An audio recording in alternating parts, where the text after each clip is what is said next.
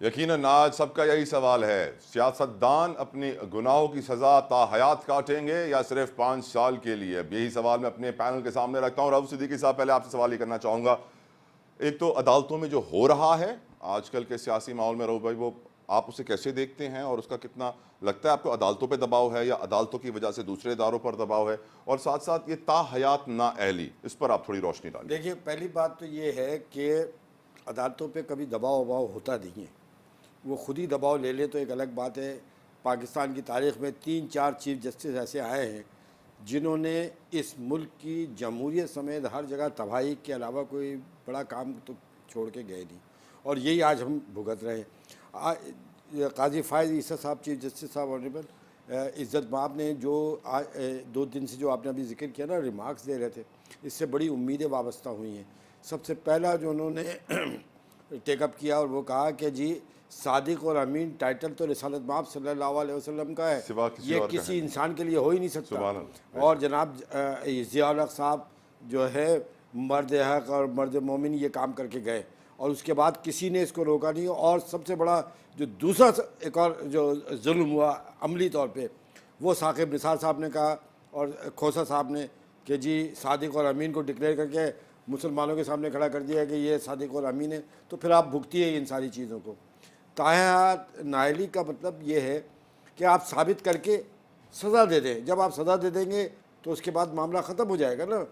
आप अगर एक शख्स ने चोरी की है और वो चोर साबित हो जाएगा, तो क्या आप उसको इस बात की इजाज़त देंगे कि आप 10 साल के बाद या 5 साल के बाद? लेकिन अगर इसके अंदर कुछ कानून साजी कर सकते हैं तो करना चाहिए। इस्लाम के निज़ाम इंसाफ में और जब काजी को बनाया जाता है ना, तो आज भी ये टर्मिनोलॉजी इस्तेमाल की जाती है और काजी से ये तवक्को रखी जाती है। आप सल्लल्लाहु अलैहि वसल्लम ने फरमाया था कि तुम्हें हज़रत मुआज़ बिन जबल रज़ी अल्लाह तआला अन्हु को यमन का जब चीफ जस्टिस बना के भेजे थे, तो कहा कि तुम्हें जल्लाद बना के नहीं भेज रहा हूँ मैं। बात इसका मतलब ये है कि जज का पहला काम ये है कि वो देखे हाउ टू पार्डन, इसको माफ़ कैसे किया जाए बजाय इसके इसको सज़ा कैसे दी जाए, मुश्किल कम कैसे की जाए कौम की। तो मुश्किल का ये इसी तरीके से किया जा सकता है कि ये जो बैकलॉग है इस वक्त जी, सबसे पहले तो ये ख़त्म हो। ये सियासी केसेस रोज़ाना की बुनियादों पे, हफ्तों की बुनियादों पे सबको इंगेज कर देते हैं। इसके लिए मैंने एक मशवरा भी दिया था बहुत पहले कि आपका इंफ्रास्ट्रक्चर मौजूद है, supreme court, high court, session court वगैरह मौजूद है, इनको 2 शिफ्टों में चलाया जाए और बोर्ड पूरा डिस्चार्ज ना हो। एक जज के पास, एक जस्टिस के पास उसकी बेंच में 50 केस रोज़ाना आ जाते हैं। आप मुझे बताइए वो 50 ह्यूमनली पॉसिबल नहीं है ऑब्वियसली। तो आपको ये 22 लाख केसेस पेंडिंग है सर पाकिस्तान अब में। आप मुझे बताइए ना, 22 लाख। और सूरत हाल ये है कि ये जो सियासी मुकदमात हैं, असल में सियासी अदालतों को सियासी मुकदमात में मज़ीद उलझा दिया गया है। लेकिन एक काम अगर कर लें, और ये बड़ी मुझे उम्मीद है वाबस्ता है पाकिस्तान की जुडिशरी से, हर चीफ जस्टिस के बयान के बाद मैं खुश होता हूँ और उसके बाद मैं मायूस होता हूँ, लेकिन काजी फ़ायज़ ईसा साहब के हवाले से वो अलग है, ट्रैक रिकॉर्ड है क्वाइट डिफरेंट। सिर्फ एक ऐलान हो जाए ना, तो आपको मैं बताऊँ 40% केस आज ख़त्म हो जाएंगे। और वो ऐलान ये हो कि session court, high court, supreme court, तमाम जजेस को ये वाज़ेह हिदायत दे दी जाए कि जैसे ही कोई गवाह झूठा साबित हो तो वो घर न जाए बल्कि जेल जाए लंबे टाइम के लिए। खतरनाक सजा नहीं, खतरनाक सजा से बात ये कि जिस मौजू पर वो गवाही दे रहा है, तो जो उसकी सज़ा है मुलजिम की, वही सज़ा उसको दी जाए। आप यकीन जाने ये सारे गवाह गवाही बंद हो जाएगी। लेकिन सर प्रॉब्लम रहो एक और से बड़ा है थोड़ा सा, वो ये है कि अब जो पेंडिंग केसेस हैं, ऑफ कोर्स टाइम बहुत लग जाता है अदालतों में। 25-30 साल कम से कम आपके पास हो, तब जाकर कोई इंसाफ मिलने की उम्मीद हो। अगर ये ऑर्डर भी आ जाए, ये कानून साजी भी हो जाए कि हर केस को निपटाने के लिए इतने दिन है आपके पास, इसमें आपने फैसला करना है, इसको 25 साल लटकाना नहीं है ताकि वकीलों की भी ईद हो जाए। और देखिए, वकला की तो बहुत बड़ी अक्सरियत अच्छी भी है, लेकिन बहुत सारे प्रोफेशनल पता है वो जानबूझ के बड़े लोगों के केसेस चलाते हैं। मैं सऊदी अरब की आपको मिसाल बताऊं, वहाँ 3 पेशी के बाद फैसला होता है, सिवाय मौत के फैसले जो है उसमें इतने लंबे केस चलते हैं। लेकिन यहाँ पर भी मैं जो आपको बता रहा हूँ, इस पर आप सोचिएगा भी, और ये मैं सबको कह रहा हूँ कि जितने भी झूठे गवाह हैं, जब 4 गवाह कोर्ट से जेल जाएंगे ना, जज को जैसे ही मालूम हो कि ये झूठ बोल रहा है, उसके बाद आप जेल भेज देंगे और वही सजा देंगे जो उसकी जिसकी गवाही दी है। जिसकी तो गवाही दी है। आपको मैं बताऊं 40% गवाही जब भाग जाएंगे तो केस कैसे चलेंगे? अल्लाह करे ऐसा हो जाए। रोबे, बड़ी अल्लाह अच्छी करे बात। ऐसा हो अल्लाह जाए। करे ऐसा और हो जाए। यही अदल की पहली बुनियाद है। ठीक सर। कुरान ठीक ने सर। कहा है कि जब तुम देखो तो गवाही से पीछे ना हटो, ठीक और है। झूठा गवाह जो है वो तो वैसे ही जहन्नुम में जाएगा। रोबे, इजाजत दे दो। बैरिस्टर आमिर हसन साहब भी हमारे साथ मौजूद हैं, उनका लीगल ओपिनियन भी यहाँ पे लेना जरूरी है और पीपल्स पार्टी का मौक़िफ़ भी हमारे सामने रखेंगे। बैरिस्टर साहब, thank you so very much. आपकी नज़र में हु विल प्रीवेल, कौन जीतेगा? माजी के सुप्रीम कोर्ट के ऑनरेबल फैसले या पार्लियामेंट की कानून साजी? बैरिस्टर साहब। बहुत शुक्रिया जी। देखिए, जीतना तो पार्लियामेंट की कानून साजी को चाहिए, इसमें तो कोई इसमें दो राय नहीं हो सकती।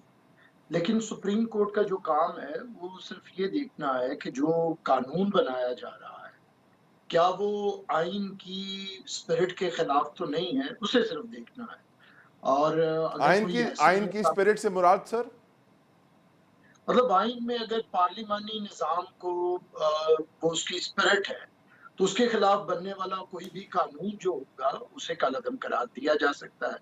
आइन की रूह अगर ये है कि अवाम को ताकत का सरचश्मा बनाना है, लेकिन किसी कानून के जरिए अशराफिया को फैसिलिटेट किया जाएगा तो उसे वो कालादम करार दे सकती है। ओके। इसी तरह आइन एक वफाक की गारंटी करता है जिसमें तमाम इकाइयां बराबर है, लेकिन पार्लियामेंट अपनी अक्सरियत के बलबूते पे अगर कोई ऐसा कानून बनाए जी। जो वफाक के खिलाफ जाए और किसी एक मखसूस कौमियत को फायदा दे तो उसके खिलाफ भी सुप्रीम कोर्ट फैसला कर सकती है। तो इस तरह बहुत सी चीजें हैं जो आइन, क्योंकि आइन बालातर होता है कानून से, तो पहली बात तो ये है।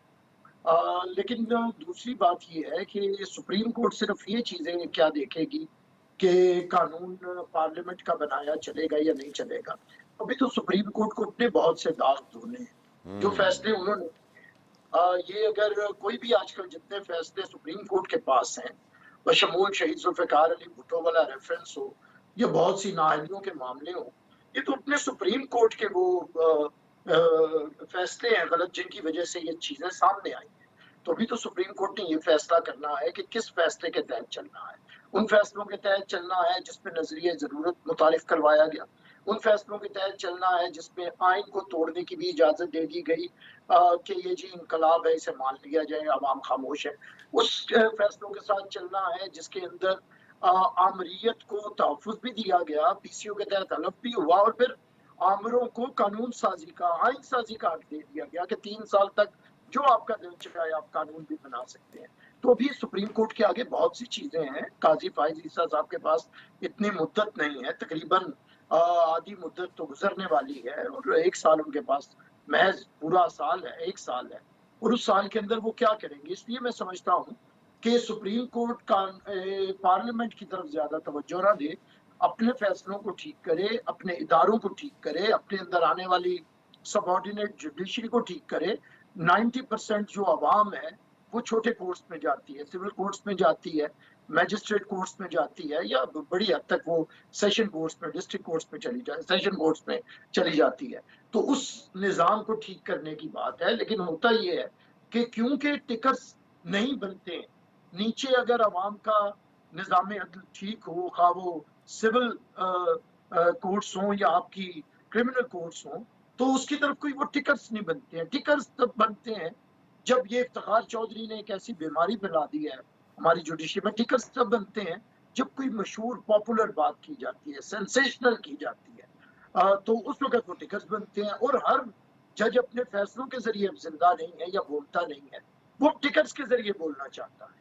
और ये जो टिकर्स हैं इन्होंने मुसीबत बना दी है, ये ब्रेकिंग न्यूज ये मुसीबत बन चुकी है। तो मैं समझता हूँ कि बहुत आगे जजेस को, जैसे लॉर्ड डेनिंग ने कहा था कि जज कभी एक तो वक्त का फैसला नहीं करता, वो अगली सदियों को देखते हुए फैसले करता है, और दूसरा जज कभी अपने जुबान से नहीं बोलता, वो अपने फैसलों से बोलता है।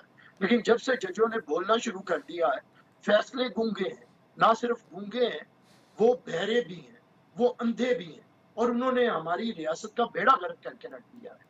इसलिए मैं समझता हूँ कि पार्लियामान अपना काम करे और 2 महीने में पार्लियामान मौजूद होगी, वो अपना काम करे, कानून साजी करे। डिस्क्वालिफिकेशन में कानून पे मैं एक लाइन कहना चाहता हूँ कि डिस्क्वालिफिकेशन अगर होगी तो महज कानून के साथ सुप्रीम कोर्ट के पिछले फैसले खत्म नहीं होंगे। और सुप्रीम कोर्ट अगर इस वक्त करेगी ये काम या पहले करने थी, आज इलेक्शन से ऐन वक्त पे, तो फिर वो जो प्रोजेक्ट MNS 2024 है, जी 2024, उससे तकवीयत मिलेगी और फिर पता चलेगा कि अदालतें फिर इस्तेमाल हो रही। राइट बैरिस्टर साहब, याया साहब आपकी तरफ आना चाहूँगा। आपकी नज़र में जो आज समाअत हुई है, मैं तो उसे तारीख साज कहूँगा, हु विल प्रिवेल, कानून साज असेंबली या फिर सुप्रीम कोर्ट्स और उनके माजी के फैसले?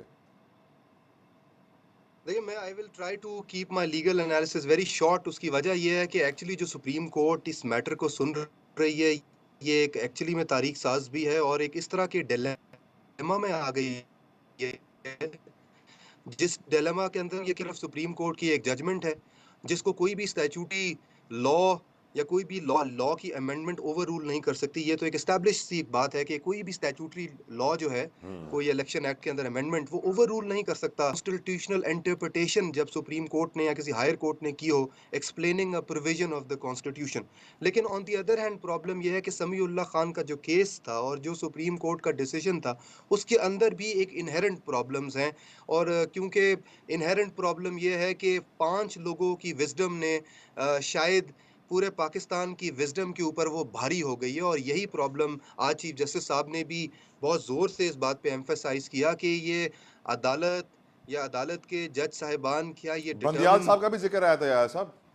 जी, बिल्कुल, कि क्या कैन अ पैनल ऑफ 5 जजेस और 7 जजेस और इवन 17 जजेस कैन दे डिटरमिन कि कौन सादिक है और कौन अमीन है। मुझे लगता है सबसे डेंजरस बात जब होती है, जब भी आप किसी को डिस्क्रेशन बहुत ज़्यादा दे देते हैं किसी फैसला करने की, वो जज हो या वो ब्यूरोक्रेट हो। अ, अगर तो ये डिस्क्रेशन स्ट्रक्चर्ड ना हो, तो फिर होता यही है कि कोई गाइडलाइंस नहीं होते जिसपे जजेस ने या ब्यूरोक्रेट्स ने या टेक्नोक्रेट्स ने चलना होता है। और मुझे लगता है समीउल्लाह का जो केस था, उसका बुनियादी जो फंडामेंटल फ्लॉ है वो यही था कि कोई गाइडलाइंस थी नहीं और जजेस ने जो है फिर एक इतनी बड़ी एक डिक्लेरेशन कि कोई सादिक है या कोई अमीन है, वो दे दी। तो प्रॉब्लम मेरे ख्याल में मेरा लीगल एनालिसिस ये है कि देखिए, इलेक्शंस एक्ट और समीउल्लाह केस के दरमियान में कोई ये कॉन्फ्लिक्ट नहीं है। क्योंकि अगर तो कॉन्फ्लिक्ट सिर्फ इसी बेस पर है तो समीउल्लाह केस विल ट्रम्प, क्योंकि वो एक सुप्रीम कोर्ट की जजमेंट है कॉन्स्टिट्यूशनल इंटरप्रिटेशन के ऊपर और कोई सेकेंडरी लेजिस्लेशन उसको ओवररूल नहीं कर सकती। मेरे ख्याल में सुप्रीम कोर्ट को समीउल्लाह केस को ओवररूल कर देना चाहिए इस बुनियाद पे कि उस केस के अंदर फंडामेंटल फ्लॉज हैं। और वो फंडामेंटल फ्लॉज ये हैं कि कोई भी अदालत किसी शख्स को डिस्क्वालीफाई नहीं कर सकती किसी लाइफ टाइम के लिए। ना तो कोई स्पेसिफिक कानून मौजूद था जिसको उन्होंने इंटरप्रेट कर दिया था कि ये परमानेंट डिस्क्वालिफिकेशन है। ये डिसीजन शायद अवाम का होना चाहिए। It should be left at the mercy of people of Pakistan कि वो डिसाइड करे कि किस शख्स को कितने साल की सजा होनी चाहिए और कितने शख्स को कितने साल की सजा नहीं होनी चाहिए। ये 5 या 10 या 17 लोगों का काम नहीं है। और जब हम देखेंगे कि अभी सुप्रीम कोर्ट इस पे क्या फैसला देती है। लेकिन एक और बात इस पे बड़ी इंपॉर्टेंट है, देखिए कॉन्स्टिट्यूशन जो है वो बहुत बार एब्सेंसेस और वैक्यूम भी देता है। कॉन्स्टिट्यूशन कोई हर चीज का जवाब आपको नहीं दे सकता। उसी लिए आपने सबॉर्डिनेट लेजिस्लेशन करनी होती है। इलेक्शंस एक्ट जिस तरीके से एक सबॉर्डिनेट लेजिस्लेशन है, और ये जो सबॉर्डिनेट लेजिस्लेशन है, इसी ने मैकेनिज्म को ले डाउन करना होता है। लेकिन अगर आप इस तरह की जजमेंट को राइट ओवररूल नहीं करेंगे तो सबॉर्डिनेट लेजिस्लेशन जो है उसका मकसद किल हो जाता है। और उसकी वजह से फिर ये कॉन्स्टिट्यूशनल क्राइसिस या इलेक्टोरल क्राइसिस डेवलप होगा जो आज हम देख रहे हैं, जिसको सुप्रीम कोर्ट ऑफ पाकिस्तान सुन रही है।